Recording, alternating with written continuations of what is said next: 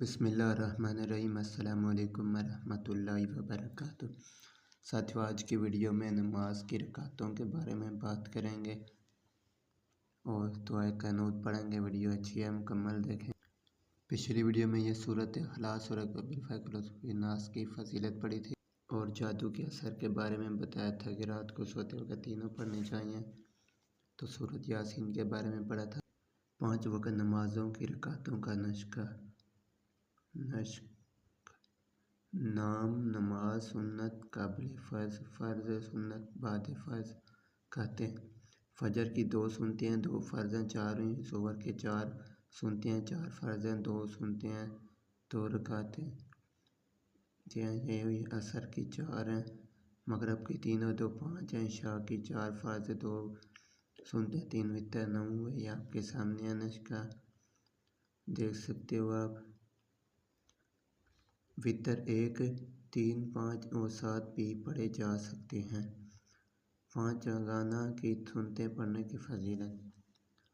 تو یہ لکھی حضرت عائشہ رضی اللہ تعالیٰ عنہ فرماتی ہیں کہ حضرت نے فرمایا کہ جو شخص دن رات میں 12 رکعتیں نفل سنت نماز پر ہمیشگی کرے گا وہ جنت میں داخل ہوگا۔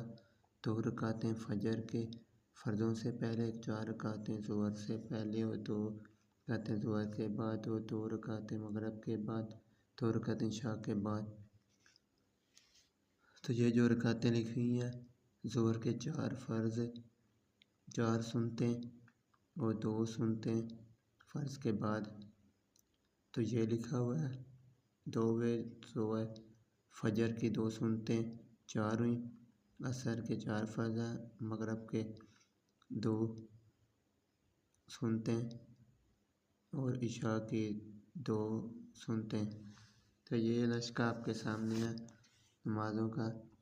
تو آج دعائے قنوت آگے پڑھتے ہیں۔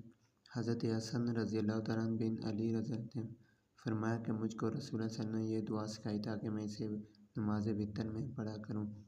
اللہم اہدنی فیمن ہدیت وعافنی فیمن عافیت وتولنی فیمن تولیت وبارک لی فیما آتیت وقنی شر ما قضیت فإنک تقضی ولا یقضی علیک انہ لا یذل من والیت ولا یعز من عادیت تبارکت ربنا وتعالیت نستغفرک ونتوب الیک وصلی اللہ علی النبی۔